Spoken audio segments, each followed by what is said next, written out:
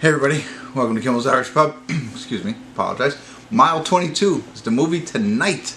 I'm kind of excited about it. I know IMDb has it at a 6.1, but it's got Marky Mark in it. I love Marky Mark. I think that's like, I mean, I could probably say this about a lot of people, but wouldn't mind hanging out with him, you know, catching up with him sometime and just hanging out and having a few beers. I think he'd be pretty neat to talk to and funny, at least a lot of times. I think he's done a great job of transitioning from his roles into a comedic role, but this is more of an action flick.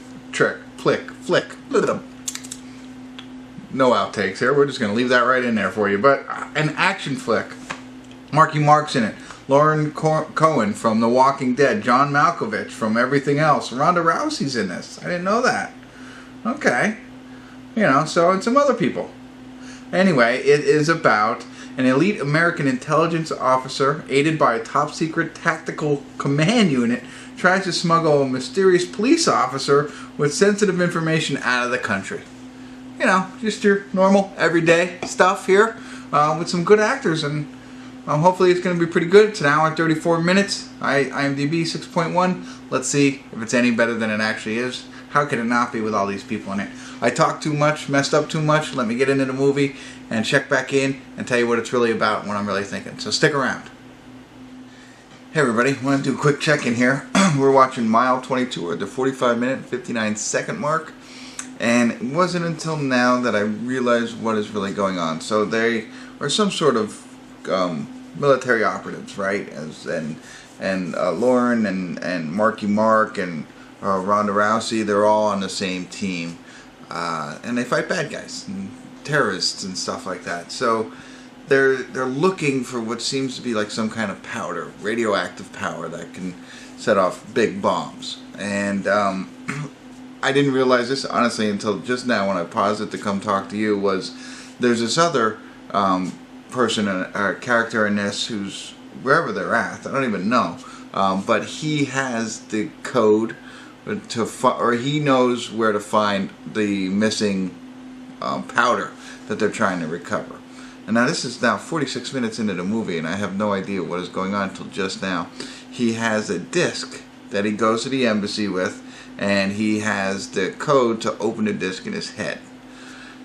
It took 46 minutes to get here. They don't really give you a lot. Very slow moving. You got a little back development. Find out Marky Mark's backstory. You find out a little bit about Maggie from Walking Dead and what's going on in her life, but not too much. There's not a lot going on here.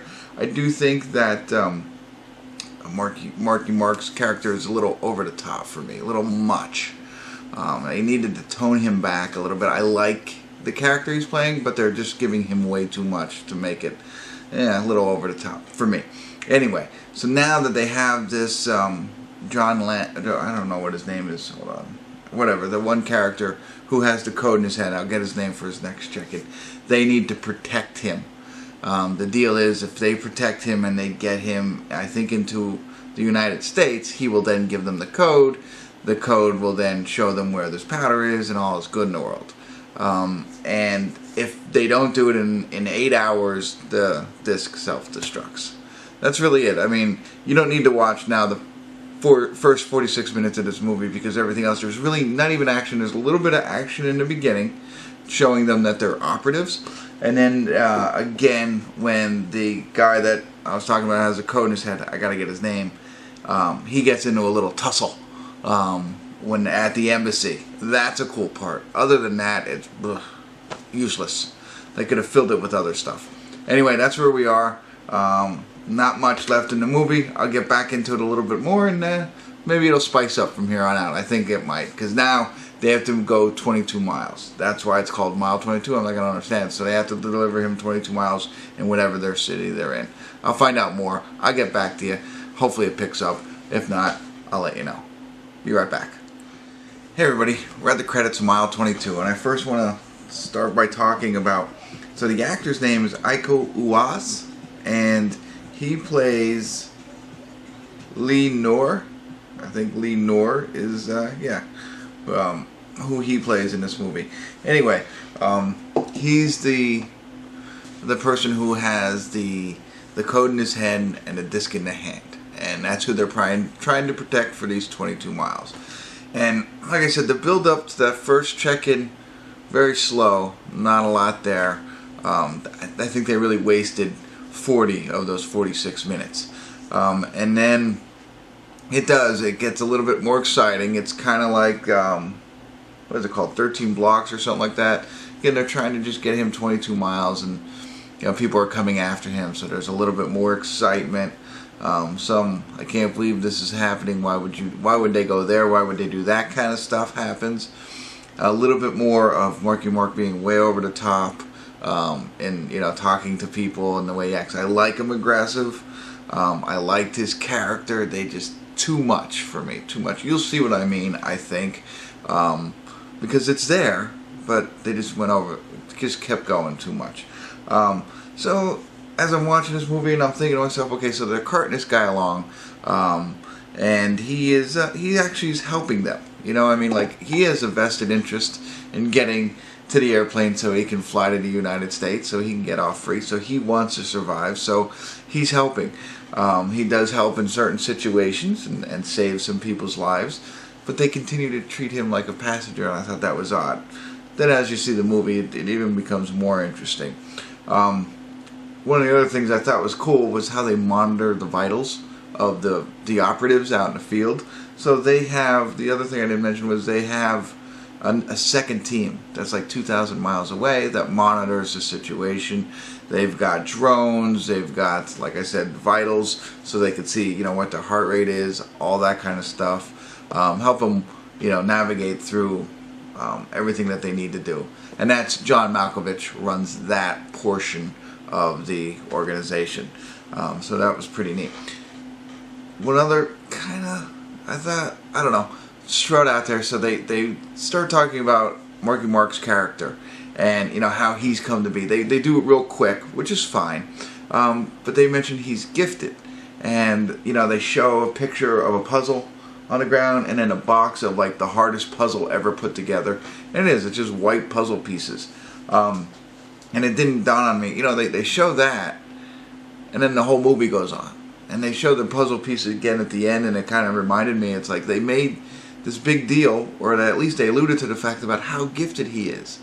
Well, he didn't do anything that shows how gifted he is. I mean, he was a decent soldier, but it's not like he outsmarted or did something like that in this movie. So I thought they wasted the setup for that.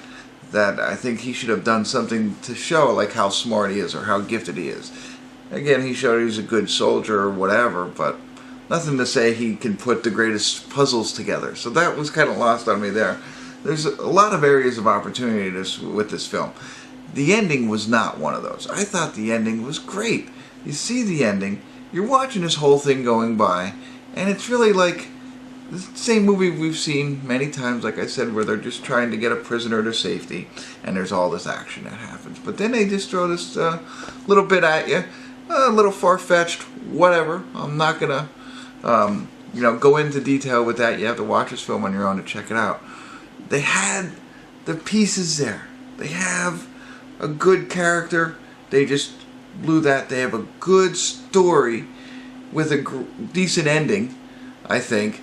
But they messed up the whole middle. I mean, besides the action scenes, they didn't set it up well enough, is my thought. There's a lot of good things about this movie, and then there's a lot of holes and bad things about this movie. I'm probably gonna give it a 6. Because I don't know, it's not a 5, that's for sure. It's worth watching. You have to check it out to see what I'm saying. I think you'll be with me there. You'll see what I'm saying. It's got all the elements. They just don't work well together in the way that they did this. So I don't know whose fault. Is that the director's fault or the producer's fault? I think the writer, or the person who wrote the script or whatever, they had it all there. And I think when they tried to get it down to an hour and 35 minutes, they messed it up.